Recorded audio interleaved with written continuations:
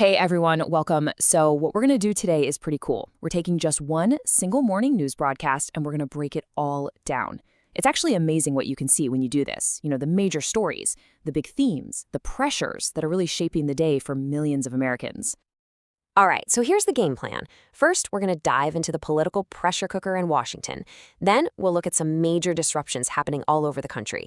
After that, we'll explore some pretty deep cultural debates, and we'll finish up on the ground with a really powerful story about a community taking action. First up, let's turn to Washington. Because on this particular morning, you had two huge but very different stories of high-stakes political conflict unfolding at the exact same time, and both of them were grabbing everyone's attention. So the big breaking news of the morning was a total bombshell. Newly released emails from Jeffrey Epstein. In one of them, he tells Ghislaine Maxwell, the dog that hasn't barked is Trump. He has never once been mentioned.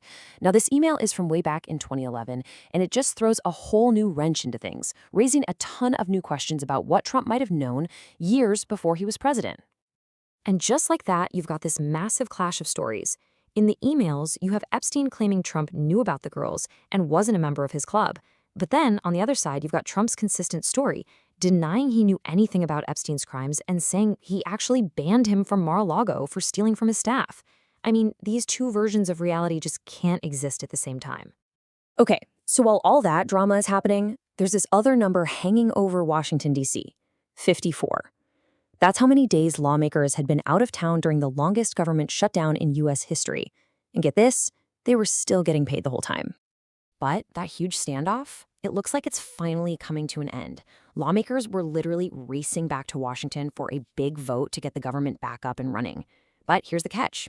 It was really just a temporary fix. It left these huge issues like critical healthcare subsidies totally unresolved, basically just kicking the can down the road for the next big political fight. All right, but this stuff wasn't just happening in the DC bubble. While the politicians were arguing, this cascade of crises was hitting millions of regular people, and it felt like one thing was just piling on top of another. First up, you've got Mother Nature. An early, really intense Arctic blast just created chaos, dumping more than a foot of lake-effect snow in places like northwestern Pennsylvania. It caused hundreds of car crashes and basically ground travel to a complete halt. Okay, so then you take that crazy weather and you smash it right into the government shutdown.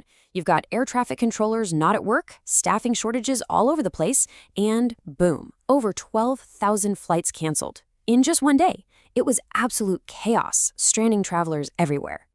And as if all that wasn't bad enough, there was a growing public health scare.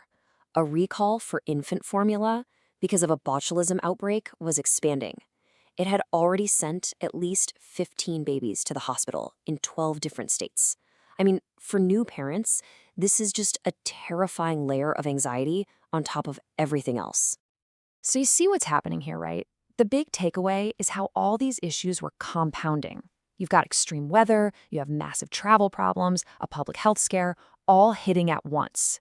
It got so crazy that you even had these bizarre stories, like a train operator in San Francisco falling asleep while the train was moving. It just paints a picture of systems under incredible strain. Okay, so let's shift gears a little bit. We're going to move away from those immediate day-to-day crises and talk about some of the deeper conversations that were happening, the ones that really show the cultural and technological fault lines running through the country. There's this really big question that's bubbling up, especially with younger generations. Is that traditional American dream, the one with the house and the white picket fence, is that still the goal? Or is it time to maybe dream a little differently? And honestly, when you look at the numbers, you can see why people are asking. The data showed the average new monthly mortgage payment had shot up to over $4,500. That is more than double what it costs to just rent a new apartment. So for some people, the math is becoming really simple. Instead of buying a house, they're investing the difference with the goal of retiring by age 45. And, it's not just about money and houses. Technology is really starting to challenge what we even think of as art. So there's this song, Walk My Walk, by a group called Breaking Rust. It just hit #1 on the Billboard Country Digital Sales chart. But here's the twist.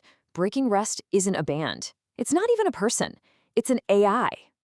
And yeah, that success immediately kicked off this huge debate because you've got artists in Nashville who have literally poured their entire lives into their craft, working so hard just to get noticed.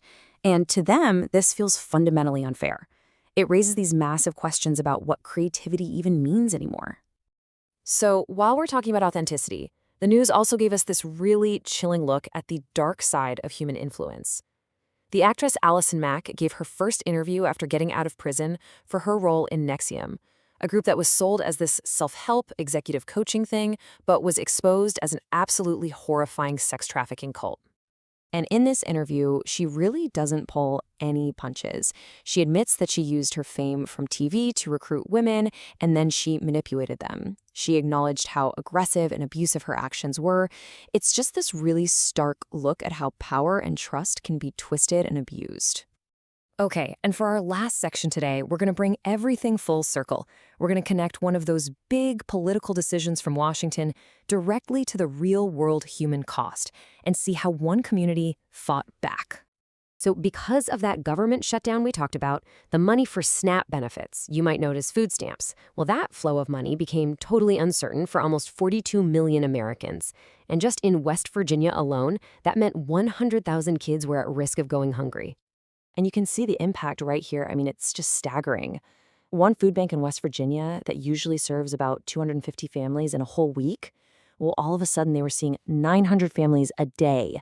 I mean, the need just exploded almost overnight. And here it is, the final number. An 1,800% increase in demand at food pantries across the state.